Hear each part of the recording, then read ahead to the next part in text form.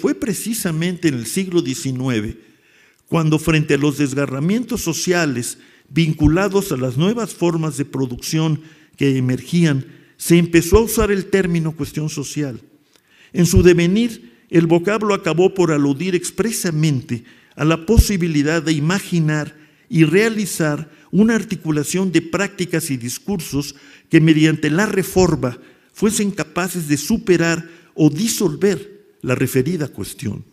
Es, dice Castel, un desafío que interroga, pone en cuestión la capacidad de una sociedad, lo que en términos políticos se denomina aún una nación, para existir como un conjunto vinculado por relaciones de interdependencia. Hablar de la cuestión social, en opinión de Tony Judt, nos recuerda que no estamos libres de ella.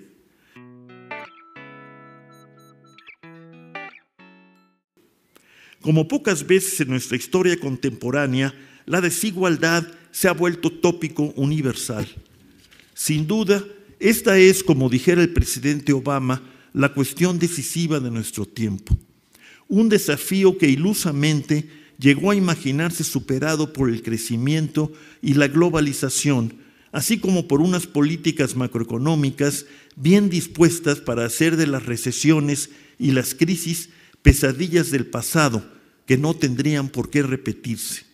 Hoy debemos reconocer que la desigualdad económica y social de oportunidades y acceso a los bienes y servicios públicos, así como en los corredores donde se lucha por el poder y se lleva a cabo su ejercicio, en el Estado y en el conjunto de los sistemas políticos, vive y se reproduce en las entrañas del sistema económico moderno.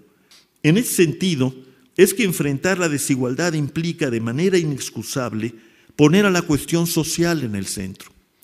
Ni el fantasma de la violencia social, ni la muy real presencia de un ejército de jóvenes al servicio de la delincuencia organizada, ni la pérdida de credibilidad de la política y de los políticos, parecen ser todavía argumentos suficientes para revisar el papel del Estado en la recomposición de la política para el desarrollo como una tarea central e ineludible.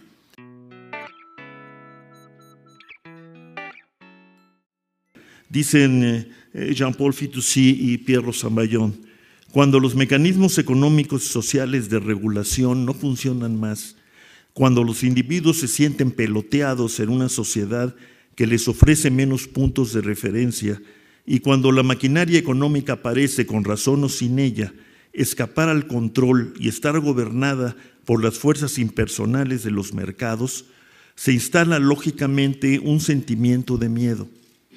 De allí la suma de una serie de fantasmas y efectos perversos que corroen tanto el vínculo social como las formas de la vida democrática. Tendríamos que convenir en que aquí no hay cuestión social. Aquí no hay rebelión de las masas. Aquí no hay reclamo de las masas. Hay una puja redistributiva clandestina, casi siempre criminal, que se resuelve criminalmente. Y un punto de fuga de los jóvenes para irse del país o olvidarse de él. ¿Puede la democracia durar en condiciones de aguda desigualdad y pobreza extendida? ¿Hasta dónde es posible hablar de democracia con el mantenimiento y reproducción de la inequidad económica y social? ¿Cómo lograr cambios sustanciales que reduzcan los niveles de desigualdad y exclusión y garantizar al mismo tiempo el acceso y el ejercicio universal de derechos sociales? ¿Cómo dejar atrás esta aparente suma cero entre democracia y estabilidad macroeconómica por un lado y reclamo social y necesidad de crecimiento por otro? Estas son, en apretado resumen, las preguntas que definen este tiempo del mundo cargado de incertidumbre y de penuria. La conversación entre igualdad, desigualdad y democracia, en el contexto de una globalidad hostil y hostigada por su crisis, nos remite al tema de la política y del Estado, y desde luego al de la democracia. Es en este triángulo siempre poblado de nubarrones, donde el quehacer político debe ponerse a prueba, en la perspectiva de encarar una cuestión social dominada por el desamparo. La democracia tendría que ser entendida como proceso y conjunto institucional comprometido con la conformación y transmisión pacífica del poder político, pero también como un contexto abierto para modular el ejercicio de dicho poder y evaluarlo conforme a criterios universales y particulares vinculados con la garantía y protección de los derechos humanos y en particular los derechos económicos, sociales, culturales y ambientales.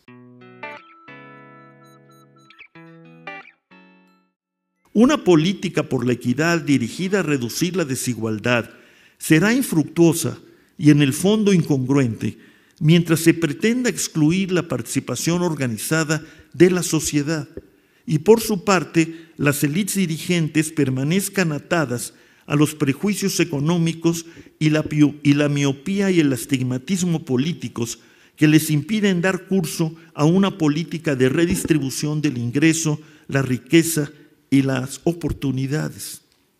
Sin embargo, lo que hoy tenemos en México en particular, en palabras de José Woldenberg, es un déficit de ciudadanía o una muy débil y contrahecha sociedad civil, a la que en los últimos años se ha sumado una vigorosa y esperanzadora constelación de agrupaciones.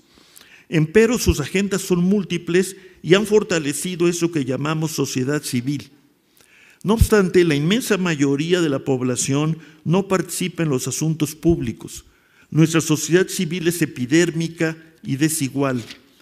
Epidérmica porque son porcentualmente muy pocos los que se encuentran organizados, y desigual e incluso polarizada, porque mientras algunos sectores cuentan con asociaciones fuertes, los más están atomizados.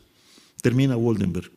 México ha invertido muchos años y recursos en transformar su economía y para hacer confiable su pluralismo como método de convivencia, pero no se ha hecho lo mínimo que es necesario para enfrentar con visos de superación su reto social o su deuda social, como suele decirse. Por aquí precisamente es que debía iniciarse una nueva ronda de discusión reflexiva en pos de agendas y rutas para construir una democracia ampliada mediante la erección de un efectivo Estado social que tendría que ser por ello un Estado democrático y constitucional. Asumir la desigualdad y la pobreza como fenómenos centrales que articulan la matriz donde se gesta la vida pública y se teje la política democrática debe ser el punto de partida para recuperar la legitimidad del sistema político y por esa vía desplegar una legalidad acorde con las necesidades de participación social que crecen con los días y amenazan la estabilidad democrática. Es difícil imaginar un escenario menos adecuado para el ejercicio de la democracia que la presencia de la desigualdad y la pobreza de masas. Por ello es fundamental hacer un cambio de rumbo que ubique en el centro de las preocupaciones nacionales la superación de esta situación, apelando a la necesidad de establecer derechos exigibles, que en nuestro caso ya están consagrados en el artículo 1 constitucional modificado en 2011. Yo creo que hay que convertir otra vez, pero de otra manera, a la universidad, tecnológicos, etcétera, en una gran asamblea deliberativa sobre la situación de México, el estado de la nación, como dicen los gringos, y la construcción de un verdadero contexto de demanda, de exigencia a los partidos políticos y a los gobernantes para que respondan claramente ante esta situación, así radiografiada, así diagnosticada.